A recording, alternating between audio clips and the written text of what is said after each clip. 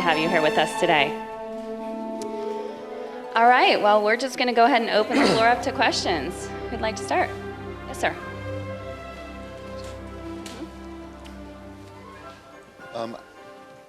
Test. Terry, I was going to ask you if you could explain maybe in some detail why there's weight and size requirements for the Forbidden Journey that prevent some guests from being able to ride it. That's a great question, actually. Last night we had Dwight Howard coming here and riding the Forbidden Journey, and he had a great time on the ride. But it's not unlike most of our attractions at Universal Orlando Resort, where we have to have, for the safety and enjoyment of our guests, we really need to have a certain size requirement given the the restraint systems. But it's really not uncommon, and actually the Forbidden Journey is right in line with most of our attractions. Thanks. And Dwight Howard's what, 6'11"? 6'11". So he can ride. He's a big guy. Pretty good. Yeah. So clearly that's not an upper No. size. Yeah, right. He did say it was a tight fit across the The shoulders. requirements are different on every ride. Yes, sir. My question's for Stuart Craig. A lot of times on movies, there's designs for sets or settings that, for whatever reason, can't be used in the movie if it's cost or if it gets written out of the story. And I know sometimes in theme parks, they get a chance to use those designs again or use them more, to a greater extent, as they originally envisioned. I know, like in Star Trek, The Experience in Vegas, there were certain aspects of the Enterprise Bridge which they could never build for the series for cost reasons, but they were able to put it into the facsimile there. And I was wondering if that's the case here as well or not.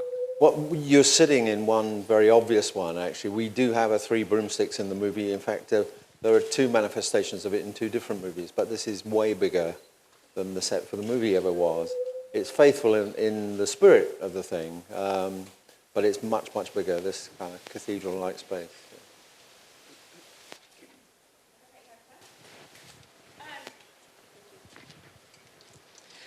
Forever, who can answer this? I would like to know if you are planning on making any additions, for instance, the Shrieking Shack?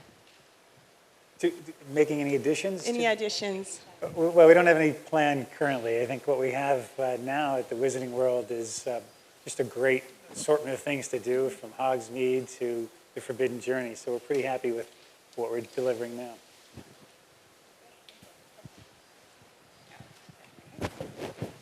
Good morning, everyone.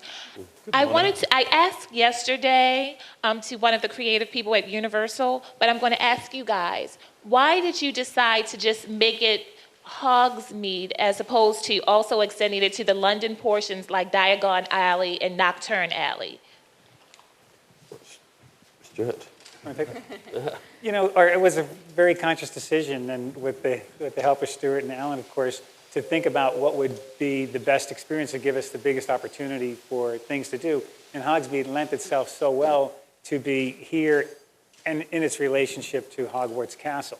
So, not at the exclusion of Diagon Alley, we thought about it. We also have some pretty urban spaces over at Universal Studios. So we've got a New York street and kind of a real urban spot over there. So the village of Hogsmeade really felt like the right thing to do for us, and particularly with its relationship to Hogwarts. And I can say from my point of view, it feels, one of the great things about Hogsmeade, as Mark's saying, is that it does allow you to do a variety of things, but it feels like a unified element. If you'd had Diagon Alley and a variety of other things, I think it would have, one of the things I really love about coming into this world is that it feels completely immersive and you're not aware of the joins. It feels like a unified space.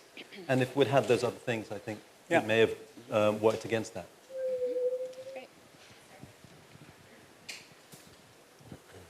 I'm not sure who to direct this to, so to anyone. There's been a lot of talk about how involved J.K. Rowling was. I was wondering if you could walk through some specific examples of things she sort of insisted on being included, or alternatively things that she said she did not want included. Want me to take that one?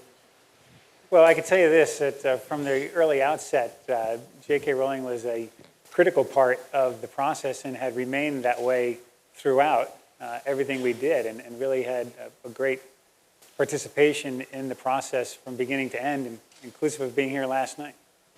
I mean, I'm just speaking to it in relation to the films. Again, one of the great things about Jo is she understands that the films are different to the books, and she understands that a theme park is different to the books. So she is the most generous of collaborators, really encouraging, Universal and the entire team to do what they can, do everything they can within the opportunities that are present itself within a theme park. 10 years ago, she gave you and I a map. We met her for the first time and had stacks of questions, and she drew a map of the world, which I still have, and I'm sure you have your copy. And so that really did lay out the relationship of Hogsmeade Village, Hogwarts Castle, the wing boars, the gateway, where the train station is, how the first years go across by water, enter the school by water. Everybody else goes round in carriages drawn by, that whole thing that everybody used to, all the devotees of the books understand. She set that very clearly in this very clear map. And it's really useful for us. I mean, just speaking of her, it's unbelievable. It's fantastic if you ever want a bit of advice, you say, well, we've got, when we were doing in the fifth film, the black family tree, would go to Jo and we said, in the book there are 3 or 4 names. Can you help us? Because in the film we were going to show more of it, and I suspect it's not dissimilar to this. And 15 minutes later, this family tree with 100 names, with birthdays, death days, who was married to whom, arrived on my computer. And her knowledge of this world is so rich. And you can look, I think one of the things I love about this theme park is the detail. And, it's a really immersive experience because there's everywhere you look, there's a little bit, and it comes from Jo Rowling, because her books are so detailed and so rich, and from Stuart and Alan in particular, and the way that Thierry and his team and Mark and have built on it is just fantastic, because the attention to detail in this park, It's what makes it special. It's what makes it. I walked around some of the others. I took my little 2-year-old son on a couple of rides yesterday. And maybe I'm biased, but I have to say, this is unbelievable. Thank you, guys. You've just made us exceeded our wildest expectation. You really better have. than we could ever have asked for. Thank you guys just for your pushed it. partnership. Over here. Thank you. I want to know if, since the beginning, the park was planned to be called the Wizarding World of Harry Potter, or you had other names? Whether it was originally called the Wizarding World of Harry Potter, yes. It was originally called the Wizarding World of Harry Potter. There were some other code names we used in the development when we were in a very secretive mode that still remain code names. Yeah. You have to kill us to find out what they are. That's why they call them code names. Exactly. My question is for Mark, if anyone else wants to jump in, of all the possibilities of plot events in the Harry Potter universe that you could have chosen, and all of the different ride systems that were out there, talk me through the process of selecting the particular plot events and the particular ride systems that you ended up putting into Forbidden Journey.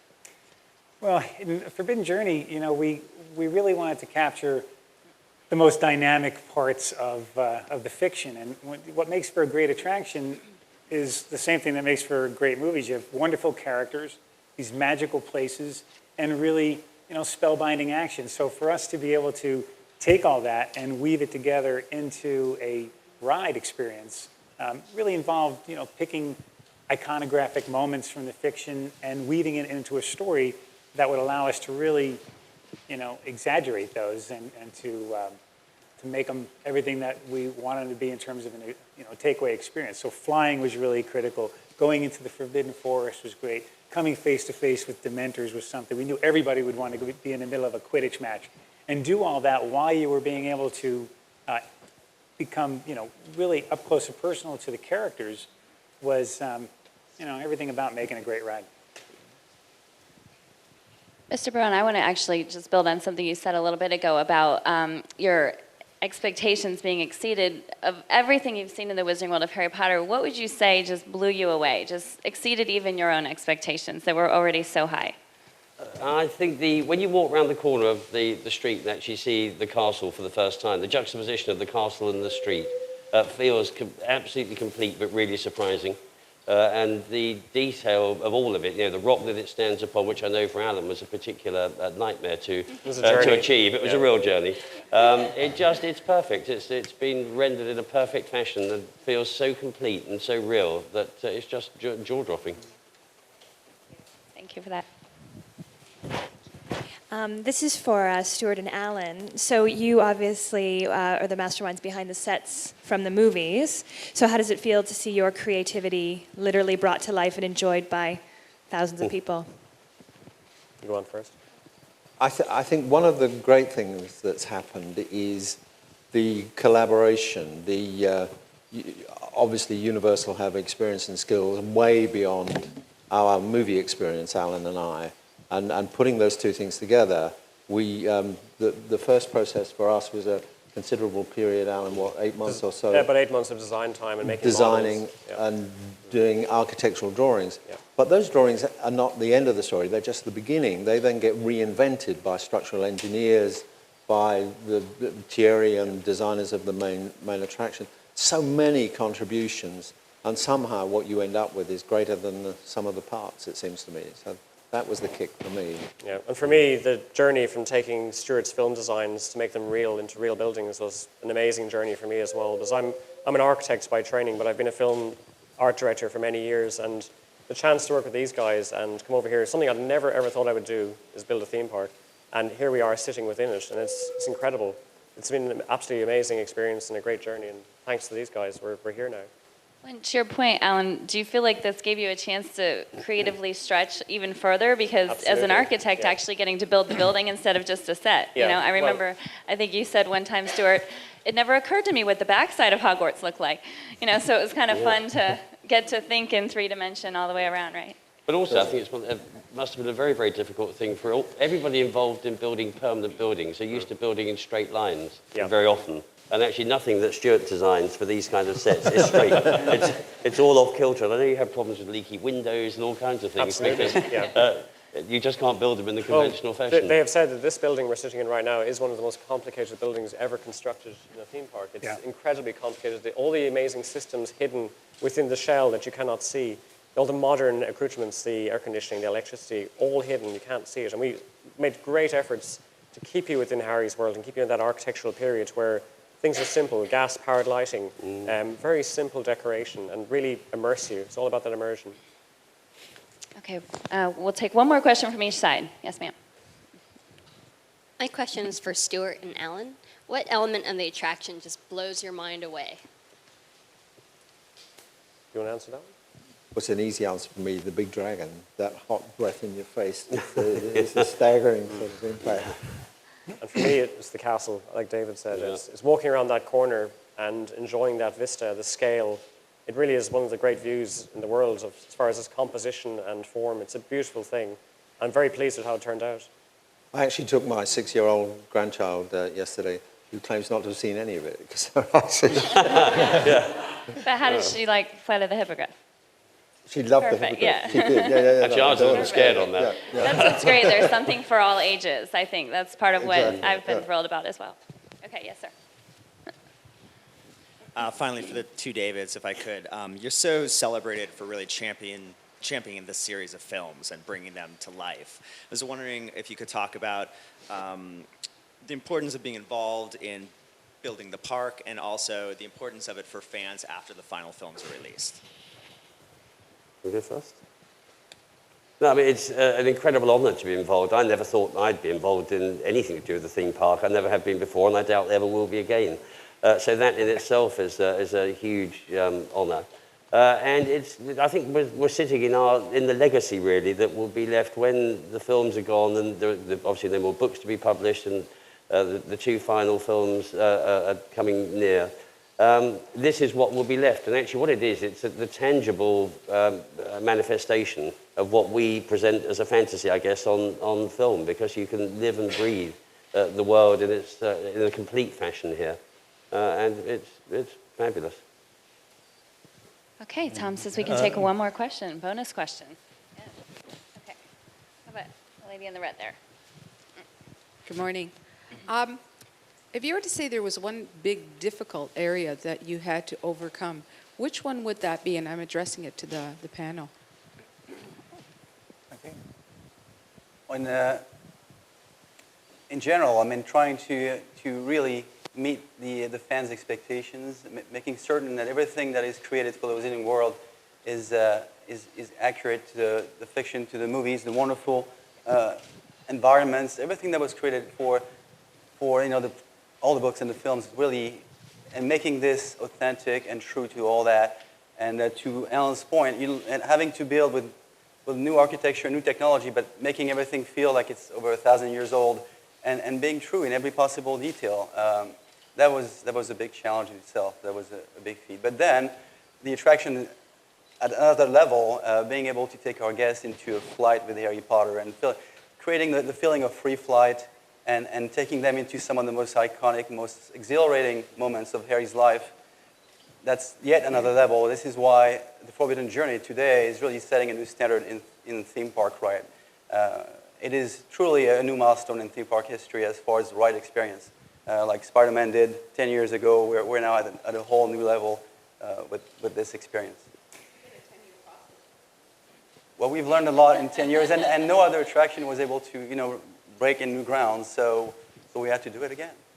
I would just add something to that. He's being modest because he was the genius behind Spider-Man that created the technology that enabled us to reach that level of attraction experience, and he's also the genius that came up with a way to have people fly and experience the things that they do in the Forbidden Journey. And to be able to take flight and then see things up close and personal and to break all kinds of barriers as it relates to range of motion and proximity is a really difficult thing to do. And he figured out how to do it. I mean, he cracked the code on being able to create the experience we have. Well, I won't take all the credit. We have an incredible team. Thank you. Yeah. You're on stage, so you get to take the credit today. But I just wanted to say we have an incredible team at Universal Creative that allows us to do all these things. We come up with wonderful ideas, and there's a whole team behind this that was part of creating these parks and this incredible attraction. And of course, in partnering with these gentlemen that were absolutely amazing in helping us and providing all this knowledge and support, and J.K. Rowling makes this entire Wizarding World such a unique and a wonderful place. I think that pretty much sums it up, because to me what makes Harry Potter and the Forbidden Journey just so amazing and so unlike anything else is really the fusion of amazing ride technology and great filmmaking, and a way to deliver the film to us in a whole new way that just makes it so immersive. So I think that is really the payoff of this collaboration the five of you have created. So thank you for that. We're all in your debt for doing that for us. So thank you, everyone. Thanks. Thank you.